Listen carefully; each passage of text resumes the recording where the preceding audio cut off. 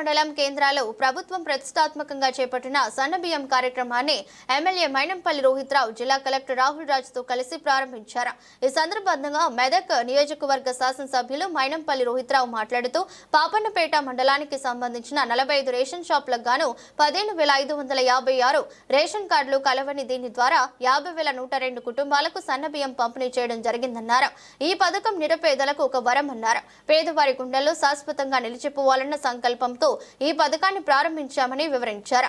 పేదలు దొడ్డు బియ్యం తినలేరు అనే ఉద్దేశంతో ఈ నేపథ్యంలోనే ప్రతి పేదవారి ఇంట ప్రతిరోజు పండుగ జరగాలన్న ఆలోచనతో పేదవారి కడుపు నింపాలన్న లక్ష్యంతో సన్నబియ్యం పంపిణీ ప్రారంభించాం. ఈ కార్యక్రమంలో రెవెన్యూ డివిజనల్ అధికారి రమాదేవి, జిల్లా పౌర సరఫరాల అధికారి సురేష్ రెడ్డి, అధికారులు, ప్రతినిధులు తదితరులు పాల్గొన్నారు.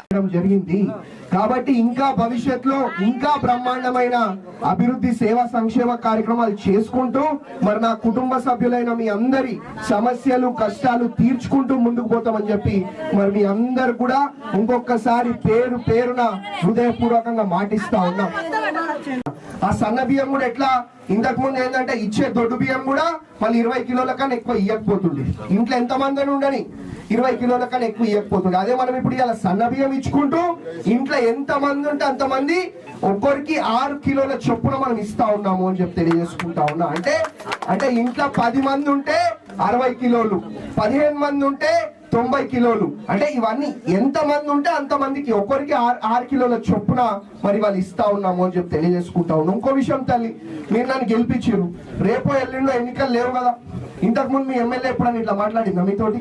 అంటే నేను మీ కుటుంబ సభ్యుడిలాగా అన్ని ప్రజలందరూ బాగుండాలా, మీరు మంచిగా ఉండాలా అని చెప్పి మరి ఇలా మీరందరూ కూడా సన్న బియ్యం తినాలని చెప్పి సన్న బియ్యం పథకం కూడా ఇవాళ నుంచి ప్రారంభించడం జరిగింది అని చెప్పి తెలియజేసుకుంటా ఉన్నాం.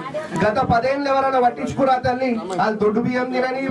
ఏంటంటే ఇప్పుడు మన దగ్గర ఏడుపాయల అమ్మవారి ఆలయం ఉండదు.